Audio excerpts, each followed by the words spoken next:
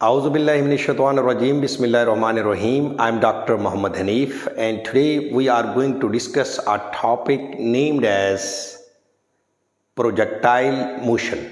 प्यारे बेटे, चैप्टर 3 का आज हम टॉपिक पढ़ने जा रहे हैं प्रोजेक्टाइल मोशन।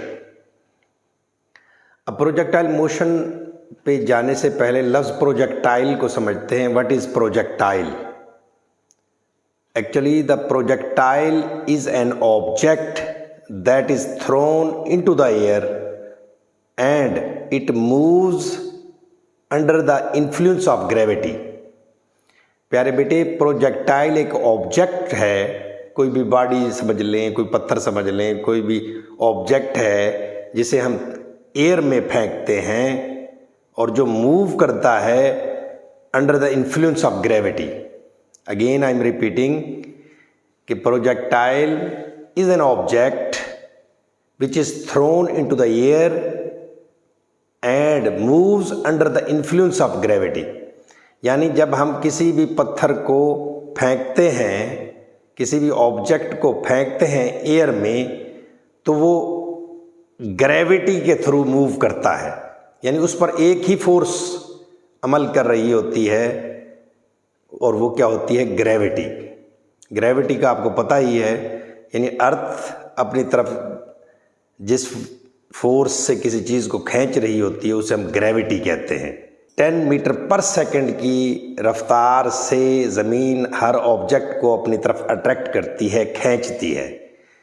तो ये जो पत्थर हवा में फेंका है मैंने, या किसी ने भी फेंका है, लॉन्च किया है, तो इस पर जो फोर्स, एक ही फोर्स अमल करती है, वो फोर्स ऑफ ग्रेविटी होती है। हमने पहला लफ्ज पढ़ा, projectile is an object that is thrown into the air and it moves under the influence of gravity. Projectile हो गया। फिर प्रोजेक्टाइल मोशन क्या होती है? Projectile motion is 2 dimensional motion. बेटे, प्रोजेक्टाइल मोशन कौन सी होती है? 2 डायमेंशनल मोशन होती है। अब 2 डायमेंशनल क्या होती है बेटे? 2D आपने पढ़ा होगा। लेट्स सपोज मैं अगर एक प्लेन पर मूव कर रहा हूं या स्ट्रेट लाइन में मूव कर रहा हूं, तो I can find easily the distance या डिस्प्लेसमेंट आराम से फाइंड कर सकते हैं। मैं अगर एक स्ट्रेट लाइन में मूव कर रहा हूं, या तो आप स्केल से उसे पैमाइश कर लें कि कितना मैंने डिस्टेंस कवर किया। अगर स्ट्रेट लाइन पे, हॉरिजेंटली स्ट्रेट लाइन पे मैं मूव कर रहा हूं, या फाइनल पॉइंट से इनिशियल पॉइंट को माइनस कर दें, तो वो डिस्टेंस या डिस्प्लेसमेंट हमें मालूम हो जाता है। डिस्टेंस हमें मालूम हो जाता है। फाइनल से इनिशियल को माइनस कर दें, या सिर्फ स्केल से पैमाइश कर लें, तो मुझे पता लग जाएगा कि मैंने कितना डिस्टेंस कवर किया एक्सिस पर। यानी अगर स्ट्रेट लाइन में मूव करें, 1 डायमेंशन की बात कर रहा हूं। 2 डायमेंशन क्या होती है प्यारे बेटे? लेट्स सपोज ये एक्स एक्सिस है और दिस इज वाई एक्सिस। सो ये प्लेन है। ये व्हाइट बोर्ड क्या है बेटे? प्लेन है। सो लेट्स सपोज एक ऑब्जेक्ट यहां से मूव करता है और इस पॉइंट P पर पहुंच जाता है। एक ऑब्जेक्ट ने यहां से ओरिजिन से मूव करना स्टार्ट किया और यहां पहुंच गया। अब इसका डिस्टेंस कैसे मालूम करेंगे? तो देखें, आप गौर से देखें, इसने अलांग एक्स एक्सिस ये डिस्टेंस कवर किया है। गौर से देखें प्यारे बेटे, ये अलांग एक्स एक्सिस इसने इतना डिस्टेंस कवर किया और अलांग वाई एक्सिस इसने ये डिस्टेंस कवर किया। इसीलिए हम किसी भी वेक्टर को उसके 2 पार्ट्स में डिवाइड कर देते थे। यानी हम रिजॉल्व कर देते हैं वेक्टर को उसके 2 कंपोनेंट्स में। एक एक्स कंपोनेंट होता है, एक वाई कंपोनेंट होता है। तो मकसद क्या है? वेक्टर की भी फिलॉसफी वही है कि पोजीशन बयान करता है। ये पॉइंट की पोजीशन को जो बयान करे उसे पोजीशन वेक्टर कहा था हमने। A vector which describe the position of A point is called position vector. अच्छा, तो अब प्लेन पे जब कोई चीज मूव करती है, एक्स वाई प्लेन पे मूव करती है, तो उसने 2 तरफ डिस्टेंस कवर किया, along X axis, along Y axis. यानी 2 डिस्टेंस हम मापेंगे इस पॉइंट की पोजीशन को शो करने के लिए, एक अलांग एक्स एक्सिस, एक अलांग वाई एक्सिस। सो इसलिए हम इसे 2D कहते हैं, 2 डायमेंशनल।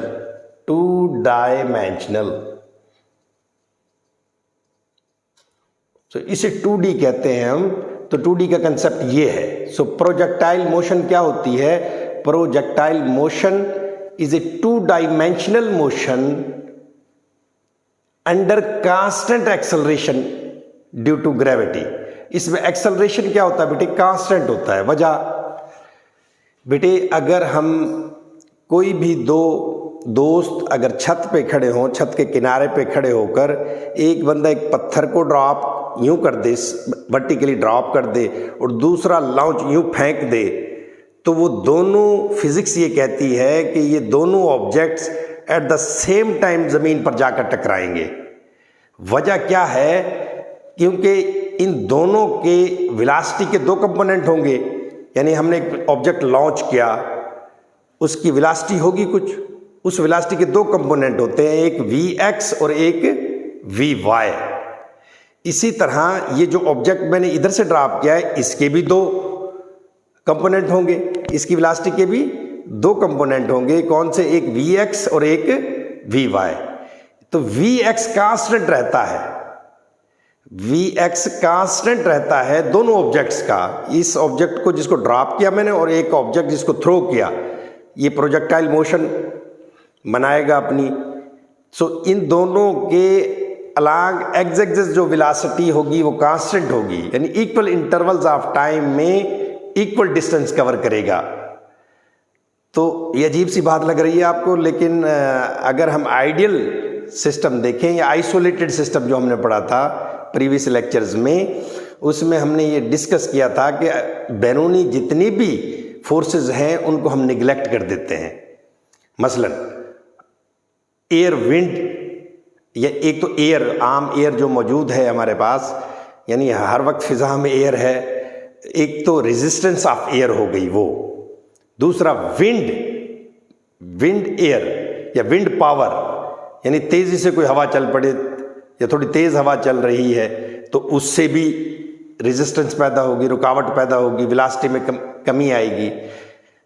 और दूसरा, वो बॉल या ऑब्जेक्ट रोटेट भी कर सकता है।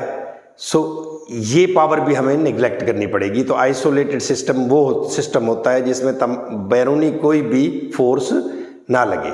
तो हम ये आइडियल प्रोजेक्टाइल की डिस्कशन कर रहे हैं, या ये ऑब्लीक प्रोजेक्टाइल कहते हैं हम इसे बेटे। क्या कहते हैं?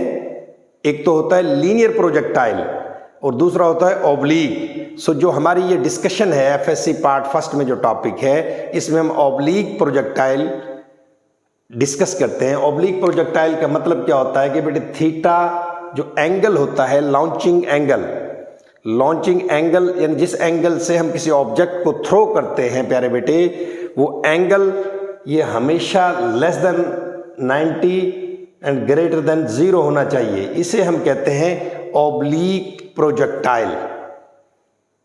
और लीनियर प्रोजेक्टाइल में थीटा लेस देन 0 होता है, यानी लीनियर में थीटा 0 या 0 से छोटा होगा, उसे हम लीनियर प्रोजेक्टाइल कहते हैं। उसकी हम डिस्कशन ही नहीं कर रहे, हम कर रहे ऑब्लीक प्रोजेक्टाइल की।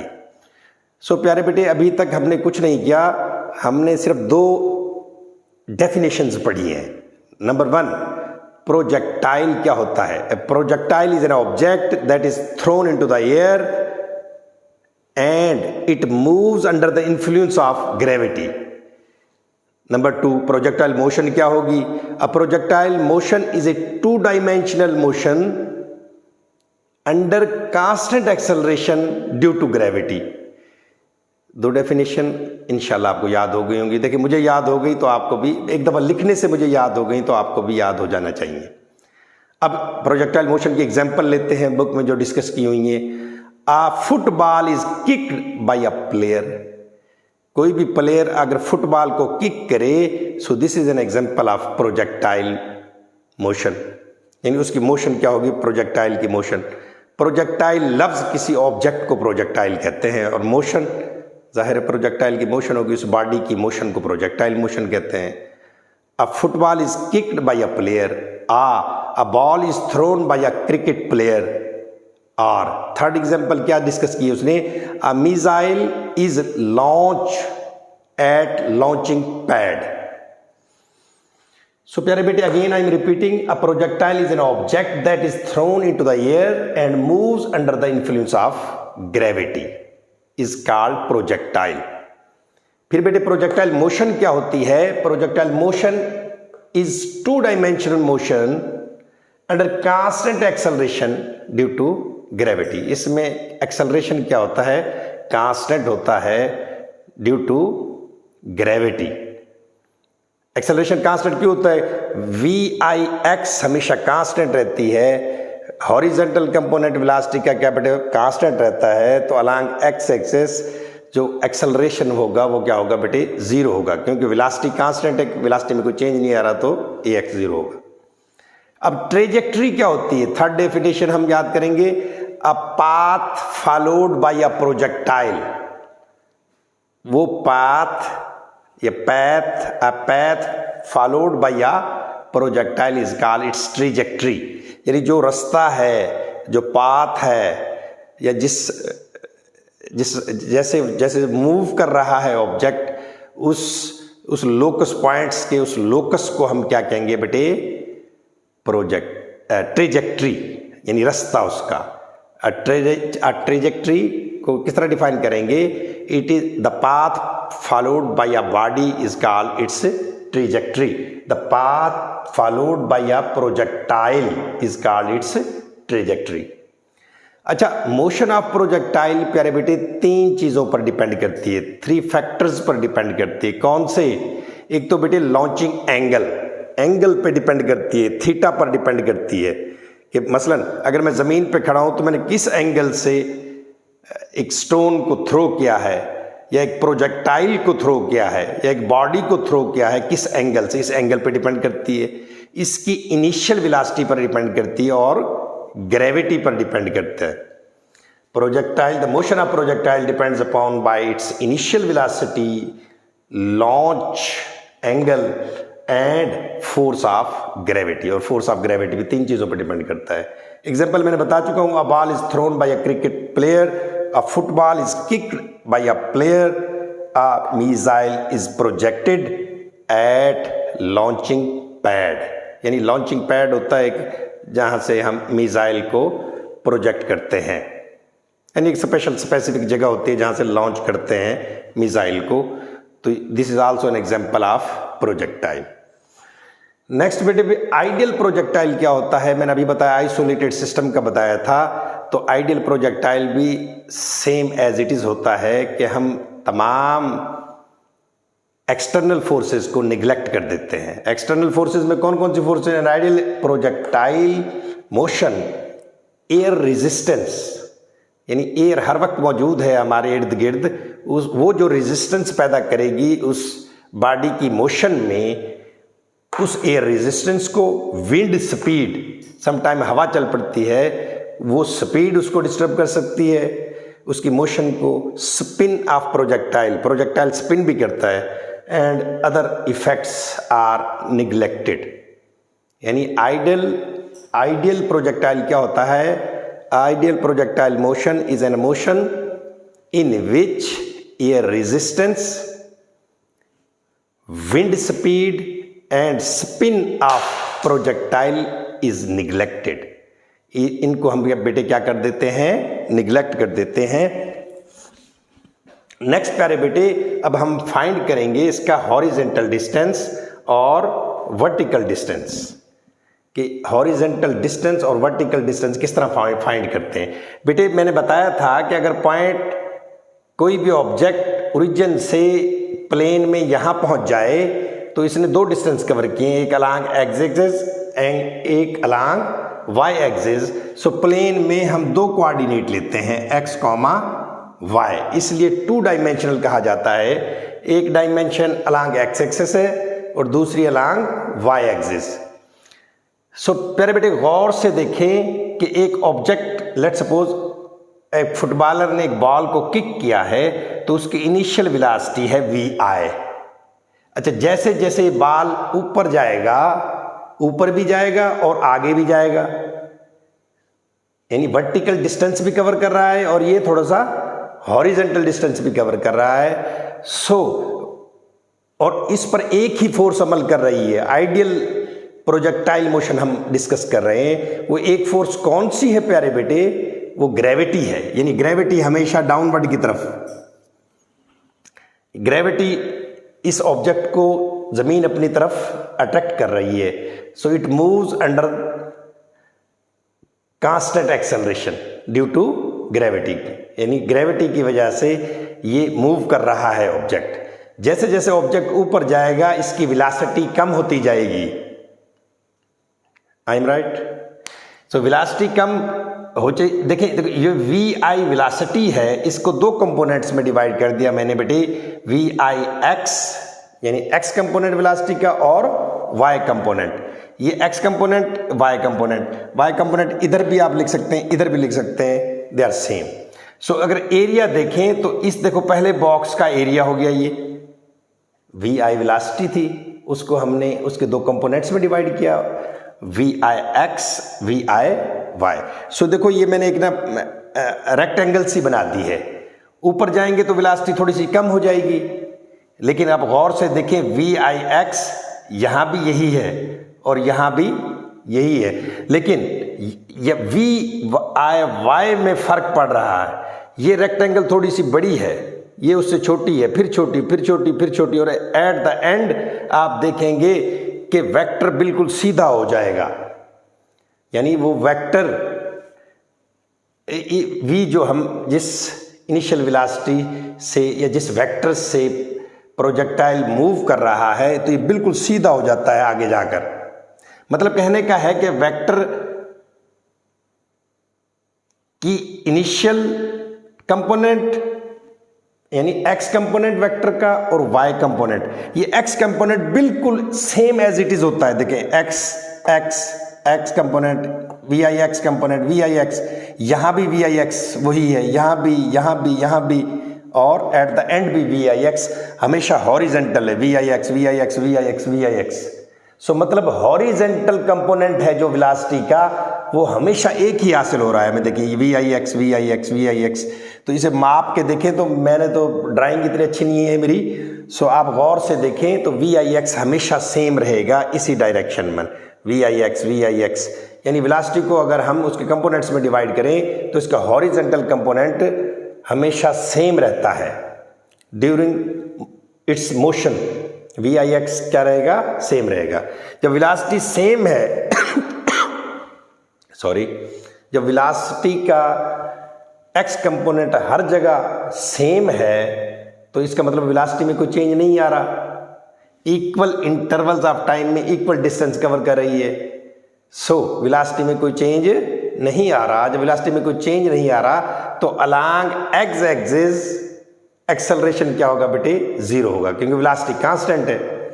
इसमें सिर्फ एक ही कंपोनेंट इसका जो यूज में आ रहा है वो वी वाई कंपोनेंट है, वेलोसिटी का Y component. So V I X, V I, यहां जाके वी वाई बेटे जीरो हो जाती है, क्योंकि ये देखें ये वेक्टर वी है। अब इसका जो वी वाई कंपोनेंट था, देखें ये वी आई एक्स है, ये V Y, V Y, V Y, V Y, यहां जाके वी वाई खत्म हो जाता है तो वी वाई यहां क्या होगा? जीरो हो जाएगा।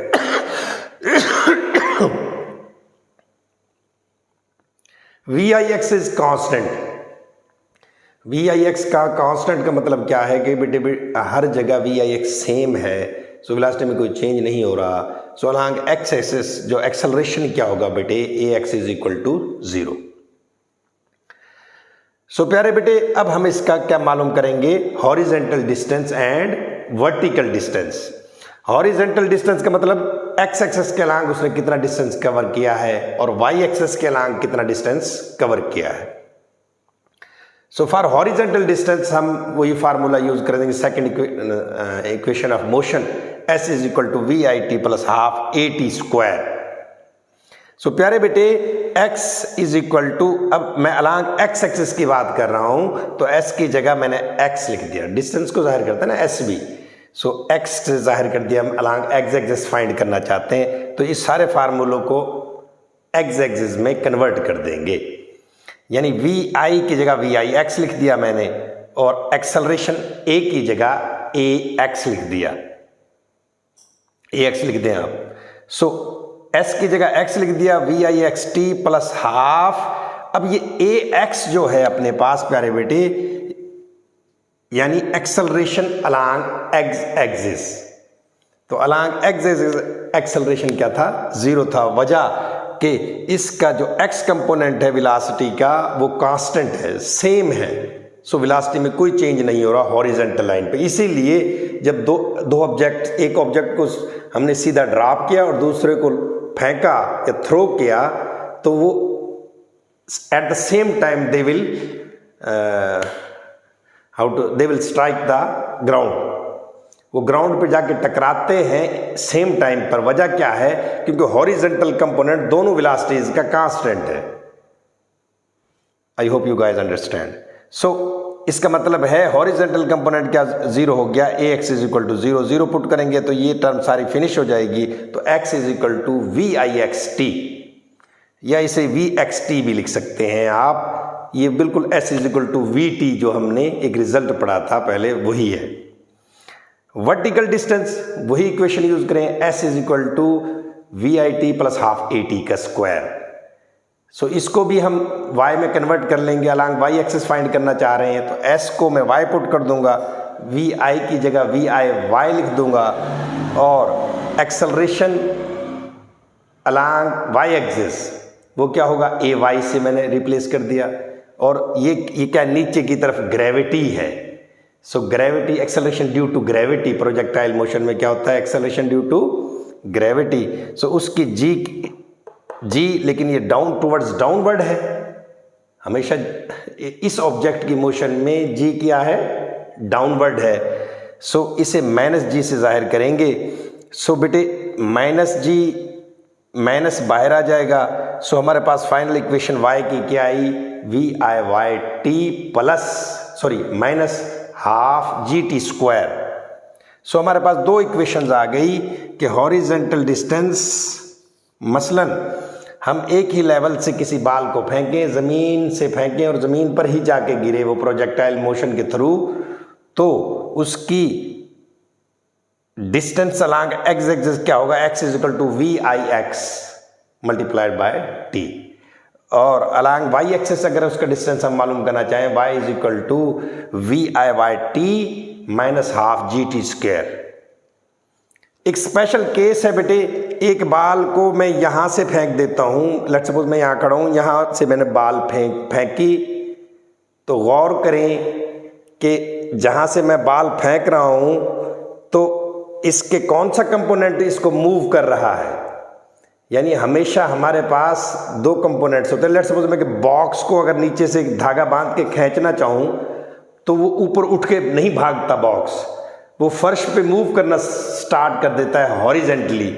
तो इसका मतलब क्या है कि जिस वेलोसिटी से मैं उसे खींच रहा हूं उसके दो कंपोनेंट होंगे, एक एक्स कंपोनेंट और दूसरा वाई कंपोनेंट। तो अलोंग वाई वो उठ के भाग के नहीं आ जाता, बल्कि वो मूव करना स्टार्ट कर देता है अलोंग एक्स एक्सिस।